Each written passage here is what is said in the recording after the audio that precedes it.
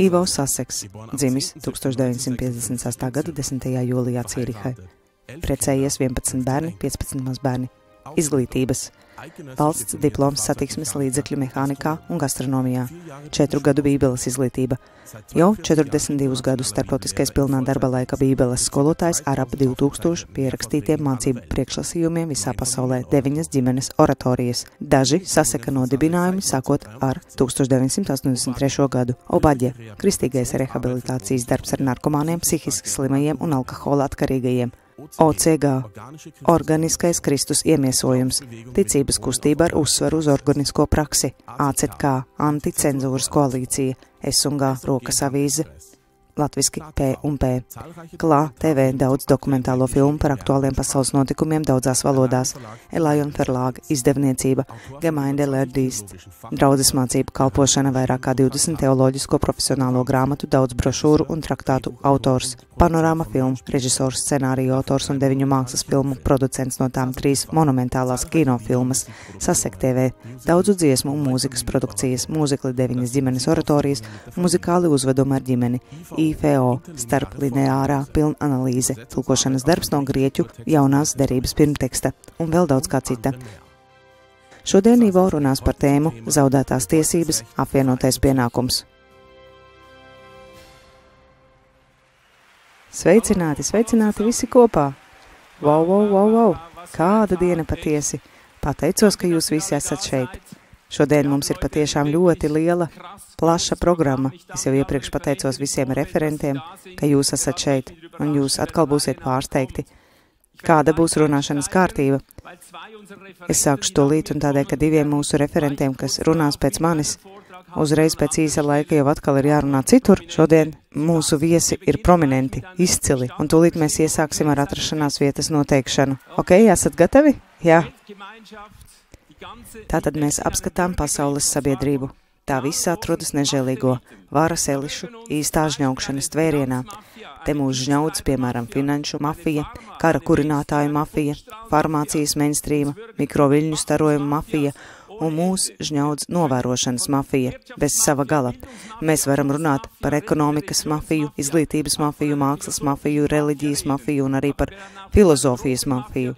Bet mūs te lejā žņaudz arī narkotiku mafija, tālāk iet arī alkohola mafija, atkarību mafija, 666 uzraudzības mafija. Te varētu uzskaitīt visu dienu, jā. Mūs žņaudz arī bērnu tirzniecības, sieviešu tirzniecības, bēgļu tirzniecības, apkārtējās vides tirzniecības mafijas, krīžu, uzbagātināšanās mafijas, kur vien tu paskaties. Tāds ir šī brīža pasaules stāvoklis. Un redziet, šajā 18. ACK konferencē mēs strādāsim arī pie praktiskajiem risinājumiem, lai tik labi mūs, kā arī šo pasaules sabiedrību atbrīvotu no šī, es teikšu, neizvēra žņaudzošā tvēriena. Bet kā varētu izskatīties, piemēram, atsevišķo apgaismotāju turpmākie ceļi, vai nākamie soļi, vai nākamie attīstības procesi, kurus izsoļos un kam pieķersies visi apgaismotāji kopā? Tas ir jautājums, ko mēs gribam noskaidrot vispirms, sākt mazliet runāt par to, kā atsevišķas personas, vai arī atsevišķas kustības. Mēs diemžēl atrodamies vēl tikai šūnu vai individuālu orgānu stadijā. Iztēlojieties to tēlaini. Tas, kas notiek ar tavu ķermeni, tāpat notiek arī lielajā kopumā. Ziniet, tā ir viena pamata patiesība. Tātad vienalga, cik skaista arī nebūtu, piemēram, acs vai mute, vai deguns vai auss, tikpat skaisti arī ir visi atsevišķie orgāni, un viņi ir vajadzīgi cits citam. Tikai tad organisms ir pabeigts un pilnīgs, kad visi orgāni darbojas kopīgi. Un šī kopā sadarbošanās ir svarīga, lai mēs pasaules postam varētu atbilstoši ķerties klāt. Un es saku jums vienu, cilvēce jau alkst. Tā jau ilgi intuitīvi alkst pēc aizstāvēties spējīga, es teikšu, vienota organisma, jā. Un tā līdz šim mēs, kā atsevišķas personas, mēs šodien pirmajā līnijā runājam par apgaismotājiem, vai kā atsevišķas kustības, principā vienmēr varējām piedāvāt un iemiesot tikai daļējus risinājumus. Un pilnīgi vienalga, cik superīgas mums likās mūsu atsevišķās idejas, vai kā mēs varējām prezentēt savus pašu panākumus. Saprotiet, līdz šim nevienam no mums nebija pilnīga risinājuma. Es teikšu, viena, visiem prioritāri derīga. Bet tāds pastāv. Kaut kas prioritāri derīgs, kas der visiem. Tas mums šodien ir vispirms jāiegaumē. Redziet, tā kā ik viens tava ķermeņa orgāns ir svarīgs citiem tava ķermeņa orgāniem, un tam ir neaizstājama funkcija. Tā šodien arī katrs akcents, ko jūs dzirdēsiet no mūsu referentiem, kas izies no viņiem, ir ekstrēmi svarīgs risinājumu radoša kopējā ķermeņa izveidošanai. Redziet, neskatoties uz ilgām pēc šī lielā, kopīgā, tagad tik viens no mums piedzīvo savu personīgo iedvesmu, savus paša ceļus un kalpošanas, es saku, tā mēs to sajūtam, kā vienīgo risinājumu visiem. Vai spējat man sakot? Un tā, diemžēl, mēs tiecamies ievilkt visus citus orgānus mūsu orgānā. Katrs atsevišķais grib pakļaut visus citus mūsu nākamajam solim vai mūsu attīstībai. Bet katram miesas orgānam vispirms ir jāpilda tikai sava īpašā funkcija, un tas ir ļoti svarīgi. Un katra, es teikšu, vienīgais savējais svarīgums ir tikai pēc sajūtas pareizs. Tikai pēc sajūtas. Un tagad pienāk laiks, kad arī visa cilvēce mācās atzīt, ka tā ir viens organisms, kas ir savienots kopā ar likteni. Vai saprotat? Bet īsts organisms mēs esam tikai tad, kad visi iekšējie un ārējie orgāni funkcionē kopā kā viens vīrs. Tātad tieši tāpat kā tu personīgi, respektīvi kā tava dvēsele to var ar tavu miesu. Jo vienalga, ko tu dari, to dara līdzi tev visi tavi orgāni. To, ko tu dari, kā tava dvēsele. Un tas laikā, kad visi tavi orgāni, sirds, acis, ausis, plaušas, nieres un citi joprojām vēl veic savas specifiskās funkcijas. Tas viss kopā rada lielāku kopumu, redzi? Bet no galvas līdz kājām. Visi tavi orgāni vienmēr ir vērsti uz tavu tā brīža rīcību. Vai saprotat? Tas ir svarīgi. Mums ir nepieciešama attīstība līdz kopīgai kustībai. Tagad es došu pāris svarīgas atslēgas šī tapšanas procesa atziņai un atšķiršanai. Tagad uzmanieties labi.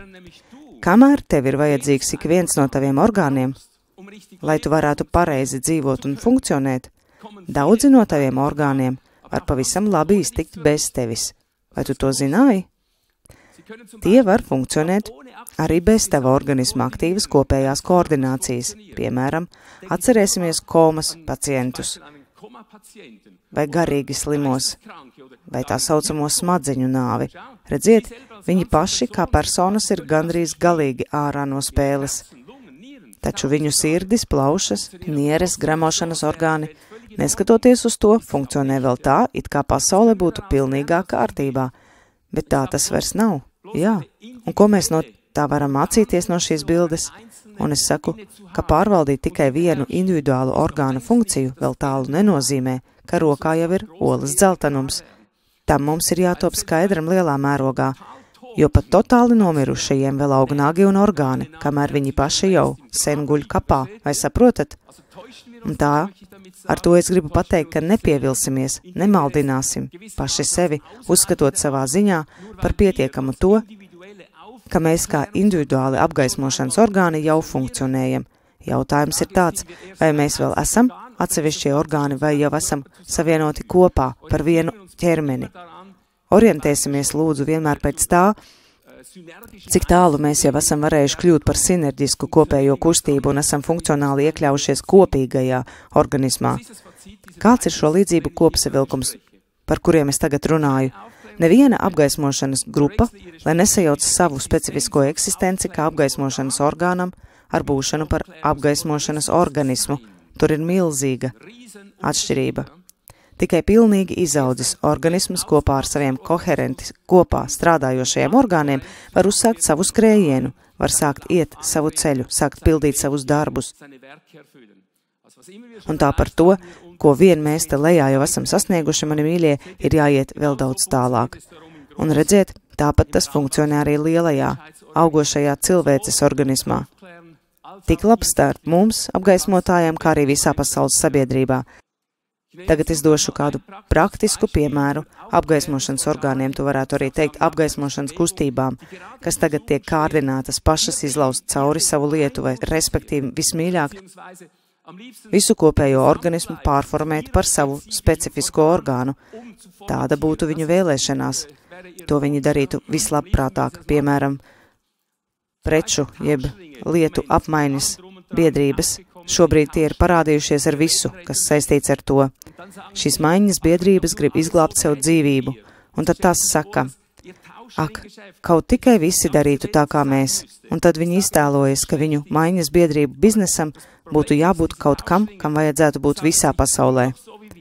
Un es nesaku, ka tas ir slikti, bet problēma ir tā, ka viņi sev saka tikai tā kā darām mēs, tas mums visiem ir jādara, bet citi tad saka kaut ko citu, un es jautāju, kur tad ir palikuši visi citi?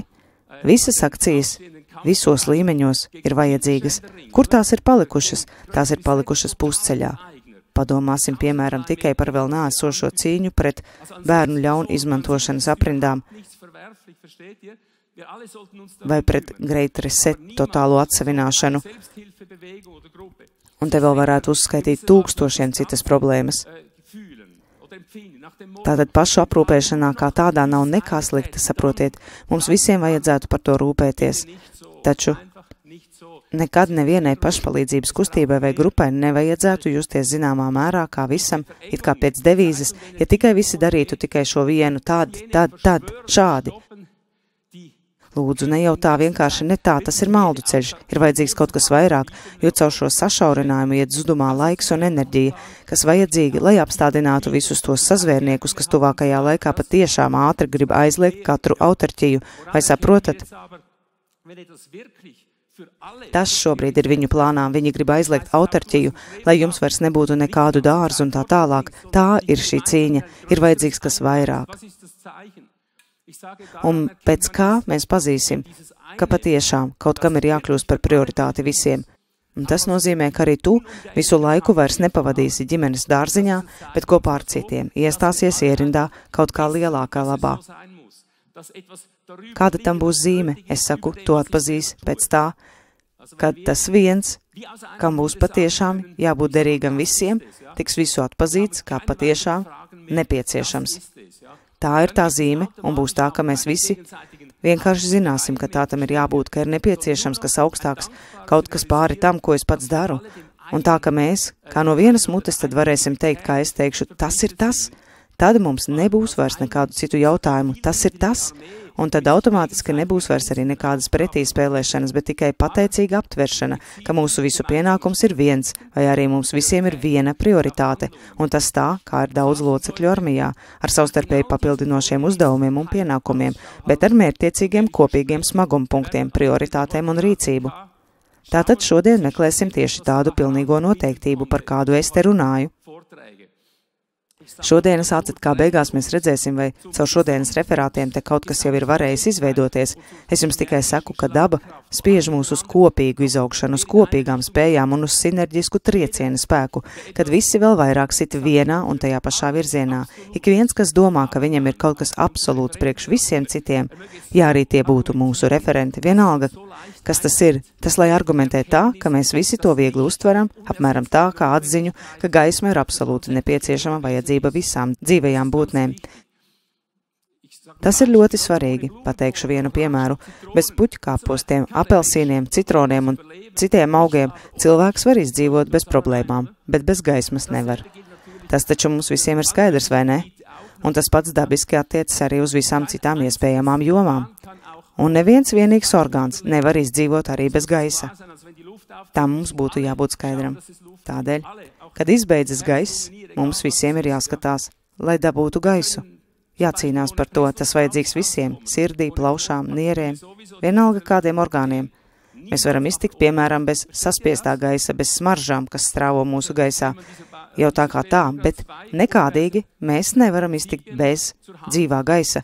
Vai saprotat, šeit es ņemu rokā tieši divus universālus principus, kuri varētu mūs vairāk izveidot par vienotu kustību. Par to ir runa. Kas mūs apvieno vairāk par mūsu individuālajām lietām?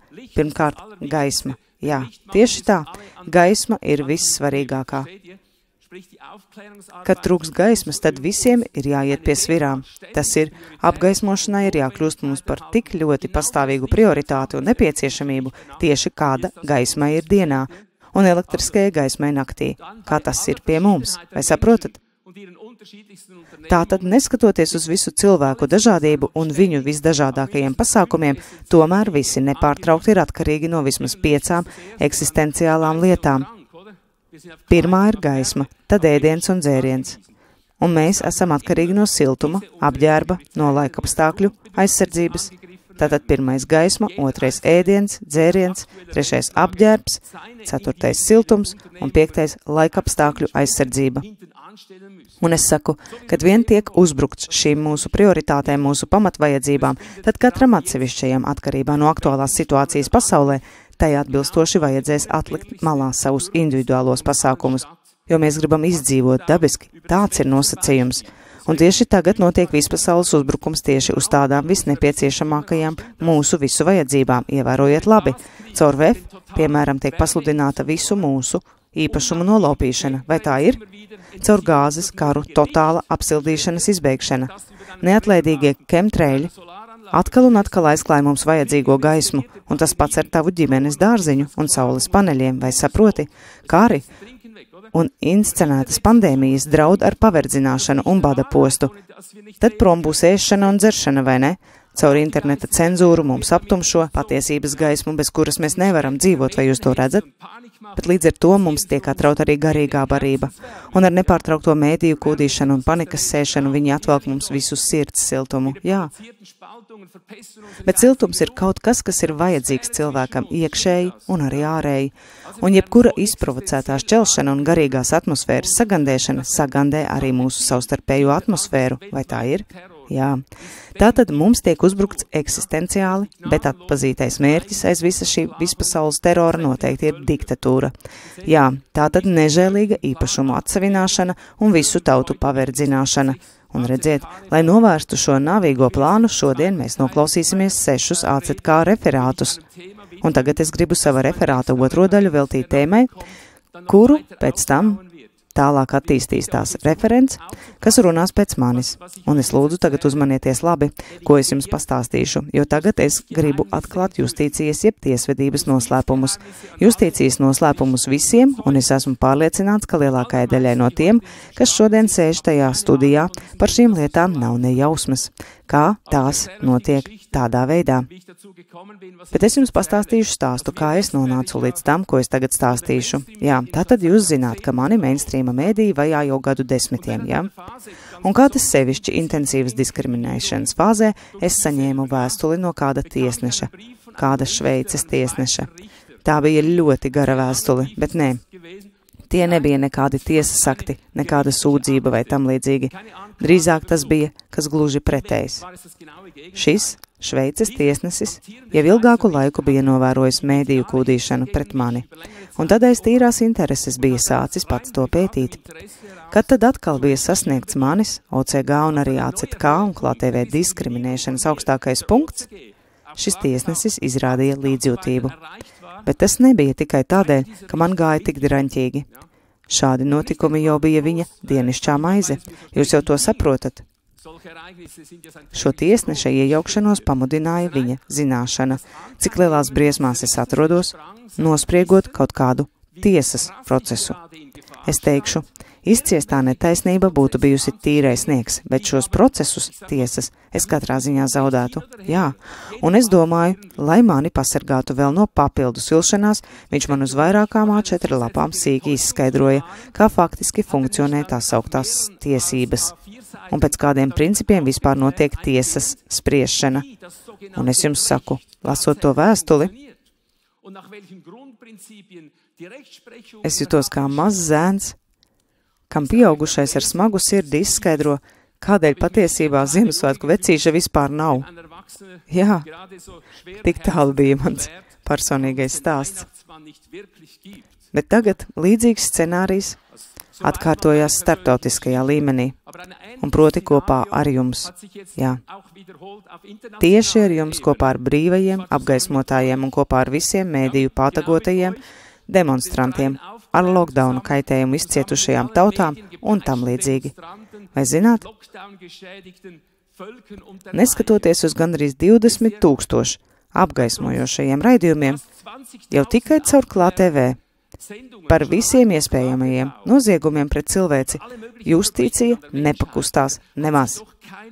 Līdz pat šai dienai, ne ar mazāko pirkstiņu, kopumā runājot, un pilnīgi vienalga, vai runa bija par kara noziegumu uzrādīšanu un atklāšanu, vai par farmas, vakcinācijas noziegumiem, vai par finansu noziegumiem, par mēdījiem, vidi vai par mobīlo sakaru noziegumiem un tālāk, un tā tālāk. Nosauc, ko gribi, jā, un ja drošības iestādes tad pēkšņi tomēr aktivizējās un iesaistījās lietā, un tad kā likums, ko viņi sodīja? Dabiski, ka mūs. Tātad savā ziņā, kā uzrādītos.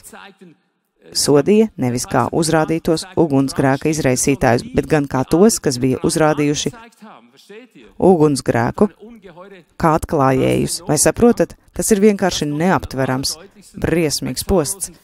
Un to visskaidrāk varēja redzēt arī no neskaitāmiem uzrādīto Covid noziegumu gadījumiem, un tad arī ar uzrādīto bērnu ļaun izmantotāju aprindām un gadījumos.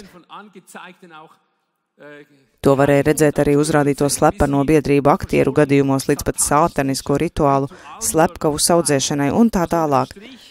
Tātad apkopojiet drošības iestādes un justīcija, līdz pat šodienai izvairījās no izmeklēšanas gandrīz visās lietās, kur apsūdzība bija par tiešām lieliem noziegumiem. Un tā tas notiek visā pasaulē.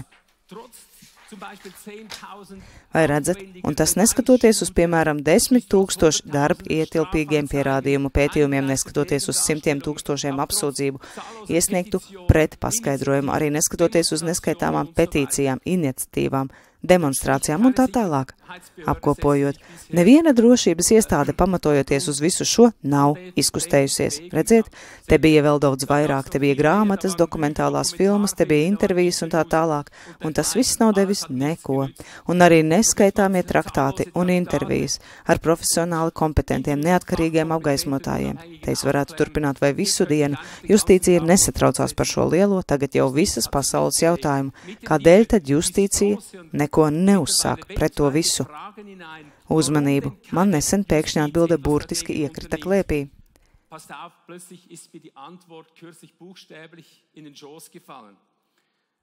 Gandrīz atkārtojās aina ar manu labvēlīgo tiesnesi. Tikai tā, ka šoreiz man kāds augstāk stāvošs valsts vīrs, man labvēlīgs, mani pamācīja. Arī šoreiz viņš bija pieaugušais, kas man, kā mazam bērnam, saudzējoši, bet tiešām pamatīgi izdzina no galvas arī lieldienu zaķi. Citiem vārdiem runājot, viņš man nesaudzīgi izskaidroja mūsu tiesību sistēmas reālo saturu un funkcionēšanas veidu, tā saucamās justīcijas, reālās kopsakarības un visu ar to saistīto. Un tagad es līdzdalīšu jums to, ko viņš mazliet kopsavēlkot darīja zināmu man. Viņš saka, ka visa tiesvedības, jeb justīcijas sistēma cieš no viena un tā paša smaguma punkta un problēmas. Un proti, sākot ar juristiem, advokātiem, valsts advokatūrām, līdz pat tiesnešiem. Un pilnīgi vienalga, vai tā būtu administratīvā tiesa, valsts tiesa, federālā tiesa vai vēl augstāka, visa justīcijas sistēma kustoties vienīgi materiālās tiesībās. Tas izsaucot milzīgas problēmas, un tādēļ tām vispirms ir jādarbojas kā firmai. Tā vajagot. Jā, tas nozīmē, ka tikai pēc ražošanas ekonomiskajiem kritērijiem un smaguma punktiem. Tieši tā. Kā lūdzu, tiesas, vai es te dzirdu pareizi? Tādēļ vajadzības spiests, te viss grozoties atkal un atkal, vispirms ap atbildības jautājumu, un proti, lai sargātu tās firmas mājasaimniecību, kas saucas valsts, un visā pasaulē esot viens un tas pats. Un tādēļ, ka justīcija kustoties vienīgi materiālajās tiesībās, tad tai pilnīgi visur pastāvot augstākas instances, jeb valsts intereses. Tas ir jārespektē un jāizstāv ekonomika, un nevis varbūt mazā cilvēka tiesības vai intereses. Tas, ko tu te dzirdi, tev ir labi jāiesēdina tavā galvā. Viss esot principiāli un vienmēr jāpakārto ražošanas, tas ir valsts pretenzijām. Es tev saku, šīs mazās pieaugšanas, izglītošanas kopsavilkums, es tur stāvēju un, ak, šausmas, man jau ir atņemts Ziemassvētku vecītes, tagad vēl arī Lieldienu zaķis ir prom. Vai saprotat? Tātad nekas nav tā, kā izskatās, un es saku, ka ik viens Oto, normālais patērētājs, taču vienmēr ir ticējis, ka justīcija pastāv tādēļ, ka netaisnības gadījumā viņiem sagādātu taisnību un liktu valdīt taisnīgumam. Vai tā ir? Un tagad apgaismo, ka visas justīcijas primārā interese darbos un patiesībā nemaz nav manas personīgās mazās tiesības, bet vienīgi un galīgi tikai atbildības sadale. Potenciāli dabiski, tiesības tiek dotas arī mazajiem vīriem, bet vienmēr tikai potenciāli. Vienmēr tikai tad, kad sadalot atbildības, šim mazajam vīram ir kāda strateģiski labvēlīga pozīcija. Tad tiek izšķirts starp personām, starp kontiem, starp obligācijām un tā tālāk. Un ja tu sev jautā, no kurienes ir radusies šī, patiesībā pilnīgi citādā domāšana, šis domāšanas veids par tiesībām un taisnīgumu. Un tagad tev ir labi jāieklausās. Tas ir vēl šodien spēkā esošs tiesību loks, kas ir 2000 gadus vecs un ir cēlies no Romas. No tām, starp citu, ir radušās arī visas mums šodien pazīstamās likumu grāmatu formas. Tātad 2000 gadus vecās tiesības vēl šodien pieprasa savus meslus. Un tādus pašus kā senajā Romā. Es gribu parādīt uz kāda civila procesa parauga, kas varbūt visskaidrāk attēlos, cik patvaļīgi un dzelžaini Roma vēl joprojām pasludina taisnību par netaisnību un netaisnību par taisnību.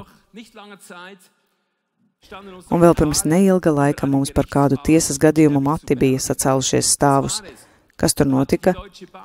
Tur Vācijas banka bez jebkādām šaubām apkrāpa kādu pensionāru pāri. Tas ir, atņēma tiem nabaga cilvēciņiem visus viņu ietaupījumus. Un viņi iesniedza par to sūdzību. Divas pirmās instances attaisnoja šo pāri. Izskatījās, ka viņiem bija strateģiski labvēlīga pozīcija. Bet to, ka tas noteikti tā nebija, pierādīja trešais spriedums, trešā instance. Neskatoties uz absolūtu vainas jautājuma viennozīmīgumu, tā pēkšņi tomēr atzina Vācijas bankas tiesības. Un tas notika vienīgi tādēļ, ka ekonomiskā ietekme un līdz ar to Vācijas bankas ekonomiskā ietekme bija augstākā interešu pakāpē, un pensionāru pāra ekonomiskā ietekme un intereses bija jāpakārto šīs bankas interesēm. Un to var izlasīt pat spriedumā, jo kā vienmēr galu galā runa ir par atbildību. Šis pāris izrādījās struktūrai nerelevants, nesvarīgs. Savukārt Vācijas banka bija struktūrai relevanta, jeb derīga. Izsakoties saprotamiem vārdiem, tas nozīmē, ja federālā tiesa būtu izlēmusi pret Vācijas banku, tad tas vilktu sev līdzi daudzus sekojošus procesus. Un šo seku procesu ietvaros Vācijas bankai būtu draudējusi insolvence jeb bankrots. Un tā briesmās bija struktūrai svarīgs uzņēmums. Un tā netaisnība kļuva par taisnību. Briesmīgi, vai ne? Tā tad runa ir par atbildību un svarīgumu struktūrai. Tas mums beidzot ir jāsaprot, citādi mēs nevaram saprast, kas te visu laiku notiek. Piemēram, kāpēc visas mūsu apgaismošanas pūles, demonstrācijas, apsūdzības netraucē nevienu justīcijas iestādi. Tas viņus neuztrauc, ja nu vienīgi pret mums. Un tas ir izskaidrojums. Vismaz viens no. Mēs vēl joprojām domājam galīgi naivi, ka tiesneši un advokāti esot Ziemassvētku vecīši un Lieldienu zaķīši, kas mums dāvina tikai to, ko mēs vēlamies. Jo viņi piešķir mums taisnību un atklāj un atbrīvo mūs no netaisnības. Vai ne? Te es varu tikai teikt, mostieties augšā, mostieties bērni, lūdzu, mostieties augšā. Redziet, šis pensionāru un bankas stāsts bija iespējams tikai tādēļ, ka pastāvīga virsroka bija atbildības sadalīšanas jautājumam un jautājumam, kas sistēmai ir labāks vai svarīgāks. Es savalku kopā. Pār mums nav nomodā, mūs sargājot nekāda justīcija, kā kāda mīloša mammīte vai arī kā stingrs tēvs, kā mēs to vienmēr bijām iztēlojušies, un kā mums, acīm redzot, pilnīgi neapzināti gadsimtiem ilgi, es teikšu, īstā Romas katoļu ticības stilā ir likuši tam ticēt. Tieši šī atziņa, šī ļaunā pamošanās, tagad regulāri un pieaugoši sanikno arvien vairāk un vairāk apkrāptos cilvēkus. Miljoni uz ielām izpauž savu nepatiku par tiesisko dzimtenes neesamību. Provokācijas kļūst arvien lielākas, vai jūs to redzat? Es jums saku, es esmu piedzīvojis jau šo stāstu, no visām pusēm notiek eskalācija, jā, praktiski tiek kūdīts pilsoņu karš. Es ticu, ka šo 2000 gadu laikā pasaule vēl nekad nav stāvējusi tik tuvu savas brīvības bezdibenim, respektīvi pie senās Romas diktatūras dzelžainajām durvīm, kā tas ir tagad. Arī grības krimināla likums līdz pat šodienai ir palicis saistīts ar senās Romas tiesībām. Arī to es gribētu ar jums īsi pārunāt. Tādēļ, ka romiešiem vairs nebija nekāda prieka izsakot pastāvīgi no jauna nodarītos noziegumus, viņi vienojās par restriktīvajiem ierobežojošajiem pasākumiem, ar kuriem bija paredzēts jau iepriekš novērst visus iespējamos noziegumus, romiešu tiesības. Un tā, ja kāds jau tikai verbāli piedraudēja, ja tu tagad nedarīsi tā un tā, tad es tev darīšu tā un tā, tad tāds tikai vēl vārdisks draudz izdarīt noziegumu jau tika uzskatīts par sodāmu rīcību. Un tieši tāpat ir vēl šodien. Tādēļ mums vajadzētu labi uzmanīties, lai mēs šajos pastāvīgi pieaugošajos spaidos un proti caur valdībām, policijas spēkiem un tā tālāk neļautu sevi izprovocēt uz vārdiskiem draudiem. Tikai paskatieties, cik daudz izcili apgaismotāji arvien vairāk tiek apsūdzēti par naida runu teikšanu, un tieši mūsu dienās. Un tieši tāda ir senās Romas gribas krimināltiesību atjaunošana. Lai to izteiktu ar Bībeles bildi, es redzēju zvēru, kura nāves brūce bija dziedināta, izkāpjam no jūras. Tā ir rakstīts Bībelē jau pirms 2000 gadiem, kā es savā ACK runā pret rasismu un sazvērestībām esmu smalki izskaidrojis par zvēru no jūras. Tas zvērs ir valsts varas simbols. Bībele jau pati to izskaidro. Un jūras bilde ir tautu simbols. Zvērs no jūras, atklāsmes 13, ar savām 4 galvām simbolizē senās Romas valsts atkal atjaunošanu, par kuru ticēja, ka tā ir mirusi, bet kura tagad ar sinerģiski kopā saugušajām 4 galvām, ar Babilonas antīkajiem pasaules valdīšanas gariem, Medo Persijas, Grieķijas un es saku pat ar Izrēlas, antīkās Izrēlas gariem, tagad pēkšņi taisās pacelties pār tautām.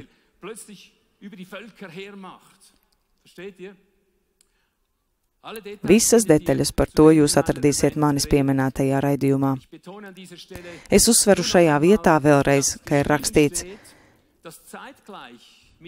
rakstīts, ka vienlaicīgi ar šo zvēru no jūras, kas atkal kāpj augšup, arī mūsu vara, tātad jūsu vara tur ārā un mūsu jaunā pasaule nonāks pie uzvarošas izlaušanās. Vai jūs tam ticat?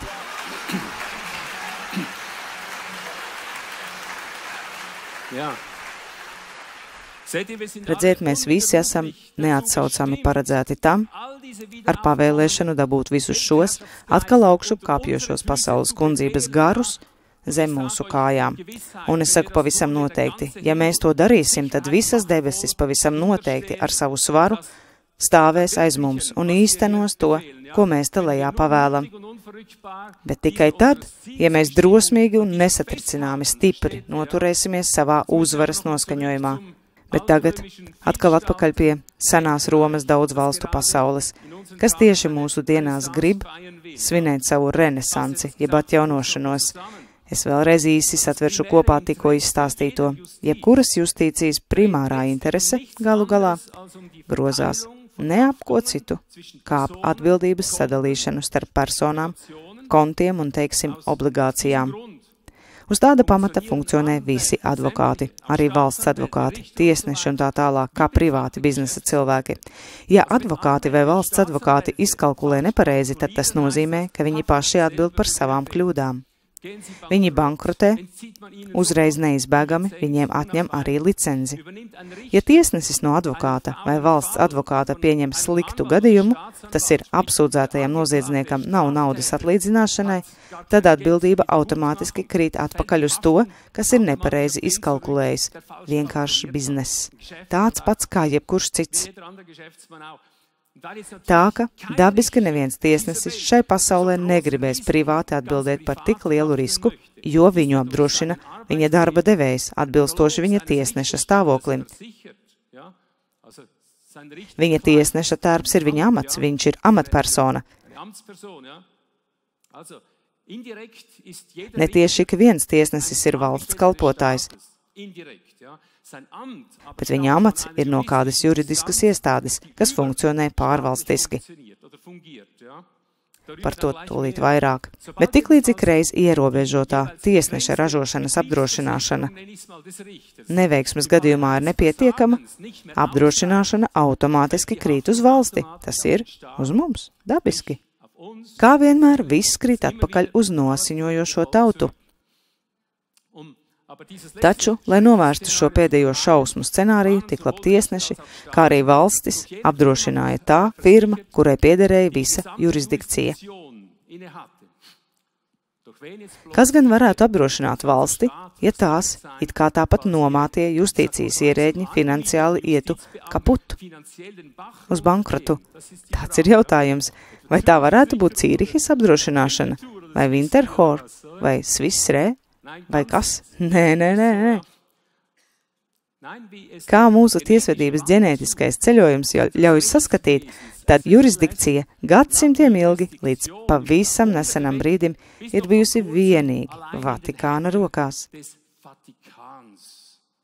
Tagad tu brīnies, vai ne? Par to pēc maza brītiņa mēs tūlīt parunāsim.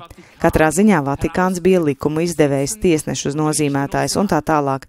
Citiem vārdiem runājot, Vatikāns bija ne tikai atbildīgais darba devējs bīskapiem, mācītājiem, diakoniem, bet tas reizē bija arī romiešu firmu, apakšnodaļu vai kā vien to nosaukt, izdalītājs jeb norīkotājs un pilnvarotā instance emitēt pat tiesnešus.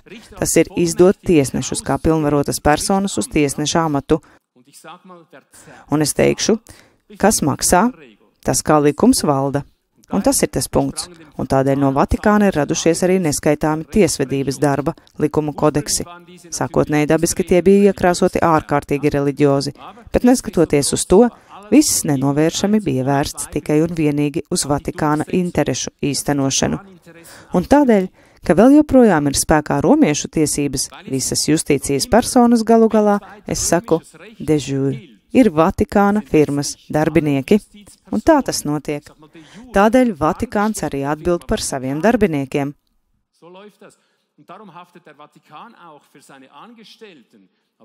Taču tieši tagad nāk svarīga daļa.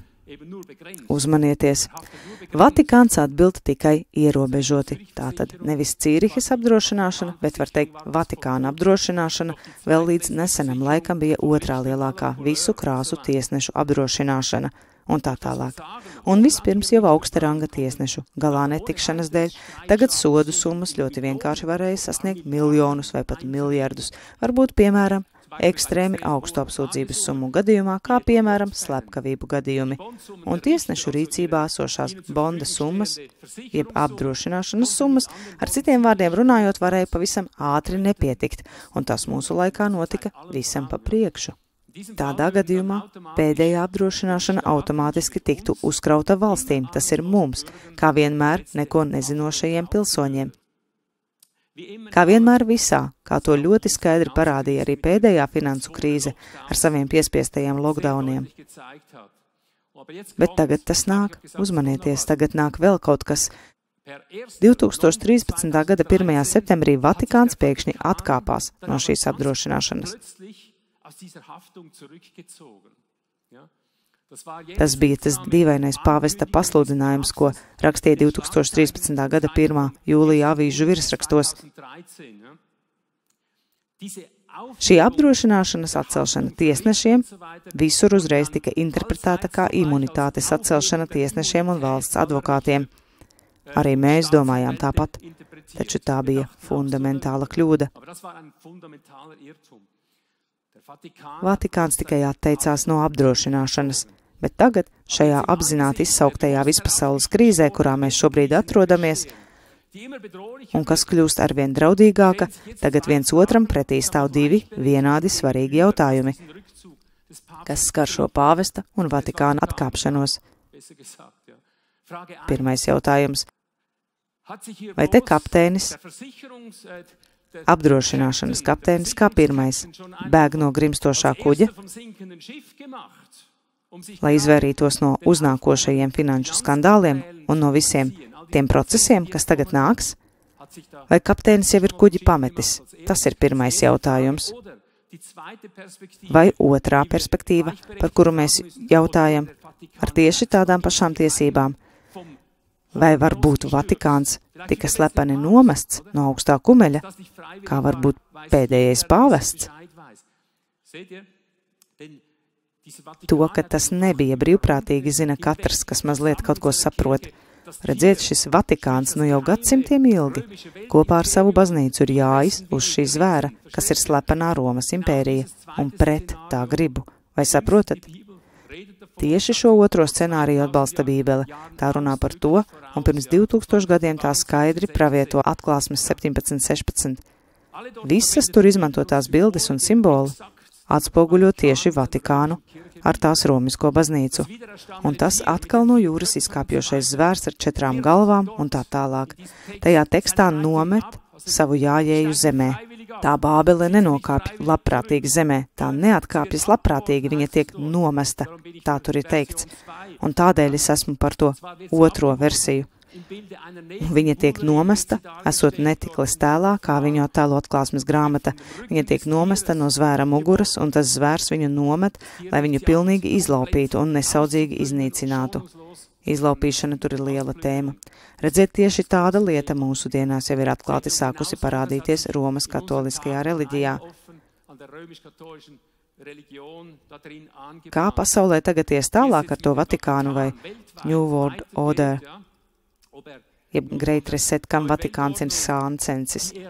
Tiešām to izlaupīs? Vai tā būs? To drīz mēs redzēsim. Bet mums beidzot ir jāieskata, ka šī pasaule jau sen ir nonākusi slepeno savienību sektu slazdos. Lielākoties liela slepeno savienību sektas rokās. Tā pati sevi gan ir ekstrēmi sašķēlusies, taču tas netraucē tai vēl jo vairāk uzskatīt katru kontinentu, katru zemi, jāpat katru valdību par kādu mazu apakšnodaļu, kā savus padotos. Vai saprotat, Vatikāns diemžēl ir tikai viena no mazajām, sašķeltajām slepenajām sektām dibenplānā. Tātad fiktīvi, ja augstākā jurisdikcija pēkšņi uzliktu savām tiesām vai tiesnešiem par pienākumu rūpēties tikai par taisnīgumu un tiesībām mūsu izpratnē, kas tad notiktu? Tad tām slepenajām dibenplāna varām vajadzētu burtiski apsūdzēt pašām sevi. Vai saprotat? Un tādēļ, ka tās to nedarītu nekad un nemūžam, un pat tad ne, ja mēs aizbēgtu uz mūsu maiņas biedrībām vai uz mazdārziņiem. Tādēļ mans priekšlikums ir, mums labāk turpināt smagi strādāt kopā vispasaules apgaismošanā tik ilgi, kamēr visa pasaule aptvertu tikko teikto. Tas mums ir jāaptver, vai saprotat? Tas ir tas vienīgais kopīgais. Tā ir jābūt prioritātei un organismam, kas stāv pāri atsevišķo orgānu interesēm. Vai saprotat? Un pirms vēl mēs sasniedzam demokrātisko vairākumu, uz ko mēs strādāsim, mēs varam izsaukt neatsaucamu vajadzību pēc jaunas tiesību sistēmas, pēc jaunām tiesību instancēm, uz šo faktu pamata, kurus mēs dzirdējām, un nodibināt papildu tiesību instances, kas rūpētos vienīgi par mūsu cilvēciskajām tiesībām un par patieso taisnīgumu. Un es saku, pie tam arī nākamajiem tiesību nesējiem būs skaidrs, ka bez tām kutelīgajām izņēmuma tiesībām arī nekad nevarēs iztikt. Par tām arī es te īsi pastāstīšu. Pie visām runām par līdztiesību tas turpināsies starp visiem cilvēkiem. Jā, visi ir vienlīdzīgi, bet, kad ir tikai viena glābjoša sēdvieta un nekā citādi tas nav iespējams, kuram no diviem tu to piešķirsi? Te būtu viens gudrs labdaris, kas vienmēr ir kalpojis veselām tautām, bet no otras puses ir nezinošs blēdis, kas vienmēr tautas ir tikai apgrūtinājis vai izmantojis. Kurš no abiem saņems sēdekli, vai saproti, abi ir cilvēki? Cilvēktiesības visiem ir vienādas, vai saproti? Mēs jau negribam nevienam nodarīt netaisnību, tātad nekad nebūs pavisam bez netaisnības, tas ir skaidrs, bet atpakaļ pie mūsu ainas. Pa šo laiku Vatikāna vietā katrā ziņā pie varas ir stājusies kāda jauna justīcijas pārvaldes firma, teikšu tādiem vārdiem, un tā ir International Association for Court Administration. Tā tagad ir jaunā atbildības firma tiesnešiem. Nav iespējams te pārskatīt visas konsekvences, bet es teikšu tādiem vārdiem. Noteikti vispirms paliks spēkā senās romiešu tiesības, un katrā ziņā tagad pieaugoši papildinātas arī ar antīkajām tiesībām. Es teikšu, kā ir ar Izrēlu, Babilonas, Grieķijas, Ēģiptes. Kā tas ir Izrēlā, Babilonijā, Grieķijā un Ēģiptē. Atcerieties par zvēra 4 galvām, kurš paceļas no jauna. Visas tiesības jau ar steigu tiek pielāgotas vēlamajam Great Reset. Tas nozīmē, un tagad tu drīksti 3 reizes minēt, kas nākamībā maksās visu rēķinu par to, kas tagad nāk virsū. Un sevišķi tagad, kad šī ieceltā jaunā pasaules justīcija jau tagad palīdz izlausties šim ieplānotajam Great Resetam. Un tiesiski viss grozās tikai un vienīgi ap to, kad plānā ir paredzēts bankrots. Tagad man ir jānoslēdz. Par tieši šīs netaisnības sistēmas slepeno ienākšanu Jēzus jau pirms 2000 gadiem ir pateicis svarīgu teikumu. Viņš ir skaidri un gaiši teicis, ka tas nāk. Viņš to ir satvēris kopā tādā bildē, izteikšu to mazliet saviem vārdiem. Ļaujiet slepeni graudos iesētajai, ļaunajai sēklai, nobriest reizē ar labajām, līdz ražas novākšanai.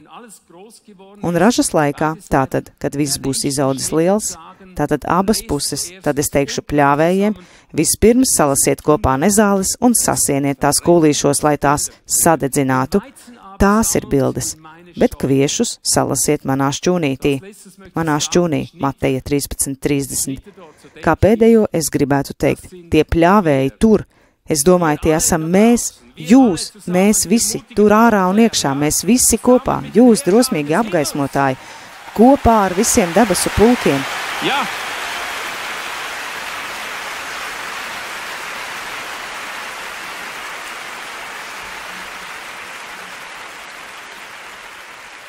Tādēļ, ka tūlīt programma ies tālāk, es lūdzu pabūsim vienkārši pāris sekundes visi kopā klusi.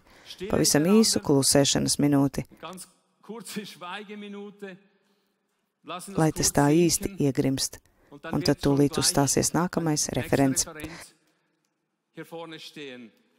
Bet, lai tas nebūtu pārāk ātri viens pēc otra, pabūsim vienkārši brīdi klusu, un mazliet ielaidīsim sevī to, ko esam dzirdējuši.